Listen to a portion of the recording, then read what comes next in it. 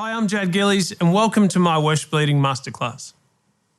My most memorable worship leading story would be back when I was 17 or 18 years old in my home church in New Zealand, when I led the song, The Hokey Pokey, on a Sunday morning. It was a very cold morning, and we weren't getting very much response from the congregation, so I decided to change things up a little bit and sing the old classic, The Hokey Pokey. Now, if you don't know The Hokey Pokey, it's the one that goes, you put your left foot in, your left foot out, and you shake it all about. That song. Now, all I can say is it didn't necessarily go over very well in the beginning. I remember looking down at my senior pastor, and he had a look in his eye that really could only mean one thing, and that was, enjoy this time, because this is your last time ever leading worship. It was that kind of situation. And but funnily enough, by the time everybody decided and realized that I wasn't going to stop, and they jumped on board, they started to sing the song, they started to do the actions, the atmosphere changed. People started to smile, people started to laugh, they started to get involved. And my one memory from that time was how much of a atmosphere changer it was. If you're a worship leader, I believe these sessions will be really helpful for you. We're going to spend some time discussing approaching leading worship with confidence and authority. We're going to talk about pastoring and exhortation, service and song list preparation, and actually leading in a service. So whether you're a brand new worship leader, or you've been leading congregations in worship for years, and you're wanting some practical ideas to incorporate into your leading, then this is for you. In this masterclass, we have 3 sessions, and we will certainly discuss the practicalities or the how of leading worship. But first, we have to understand the why, which is potentially more important. I like to think that the why informs the how, or why we do it must guide how we do it. This is especially important because we all come from situations, perhaps with different culture and expectation from our church leadership. So what works here at Hillsong and what we would teach our team in this season may not specifically work for you and your church team. But getting a really good grasp of the why will really help you shape your practices to serve your team and church. So let's attempt to answer that question. Why? Why do we need worship leaders? You might wonder, does a worship leader lead the music or lead the congregation? And why does the congregation need to be led in the first place? Can they not worship on their own? In my view, worship leading has 2 major components. The genuine personal exaltation and glorification of God, which is worship, and the pastoring, serving, teaching, discipling, showing of people, which is that leadership component. And as worship leaders, if we only focus on worship as a personal experience between me and God, we may miss the leadership aspect of leading worship by not including others. But then alternatively, if we only focus on the leadership aspect without the presence of genuine personal exaltation or devotion to God, we have nowhere to lead our people.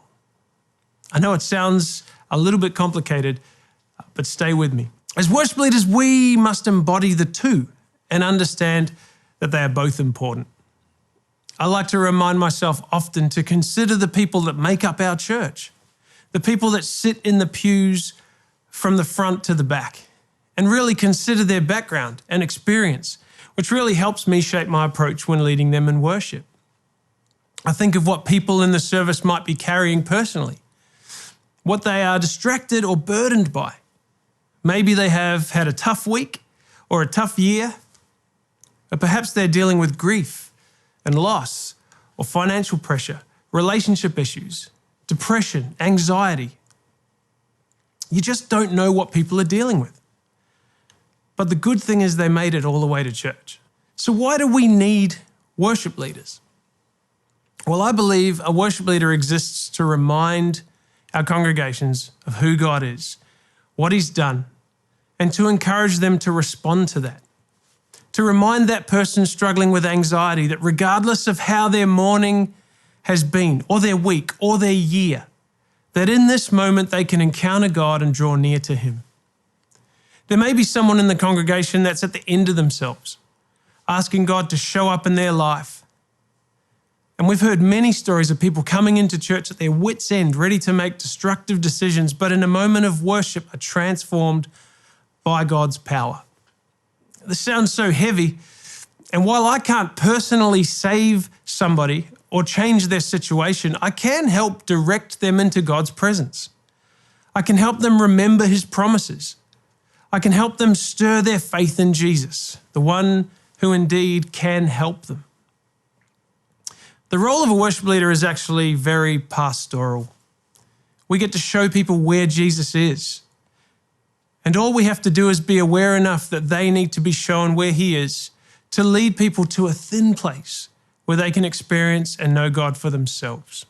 And we'll look at some other ways to remind people who God is in the next session. But sometimes people need to be shown the way. People come burdened or distracted or with hardened hearts. Sometimes they just need reminding. Sometimes they need to be included in something bigger than themselves.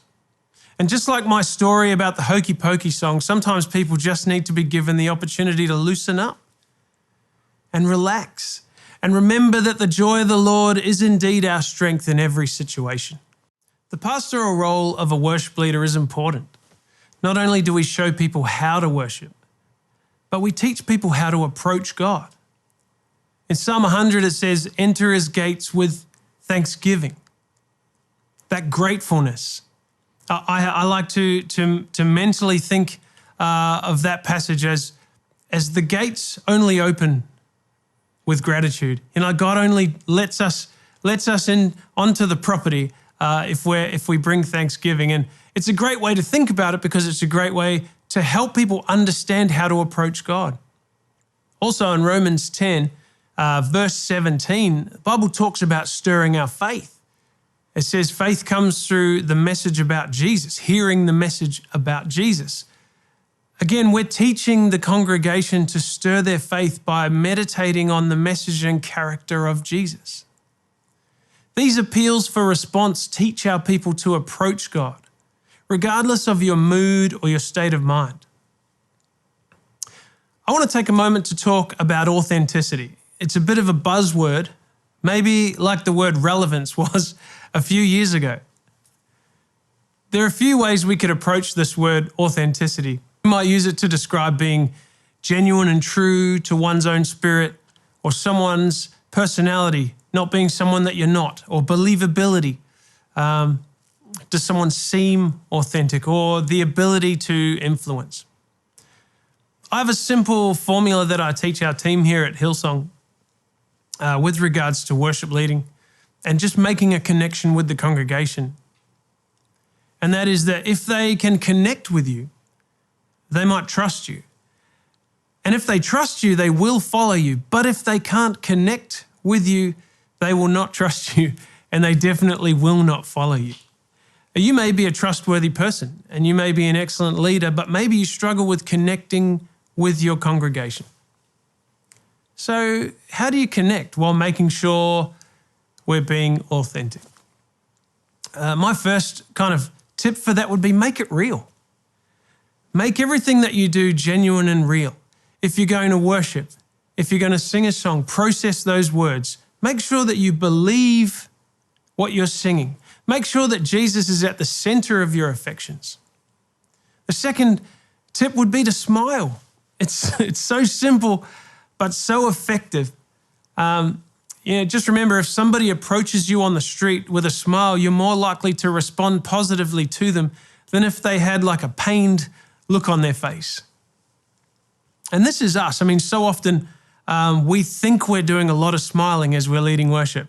But I would like to just encourage you, if you can, if you do have the facility to do so, watch yourself back. You'll be surprised about some of the things that maybe you do that you're not aware of. And you can kind of self-edit and help yourself when it comes to connecting with the congregation, being approachable and being friendly. The next step will be yourself. Pastor Brian talks often about being confident in your own skin. This simply means being yourself without striving or comparing to others. knowing that you are equipped and trusted to carry out the task. Your congregation doesn't need your version of Taya. They just need the most real and encouraging version of you possible. My next point is love the people that you lead. When you genuinely care for the people that you are leading, you'll show them the right way. We'll explore some more practicalities around this in the next session.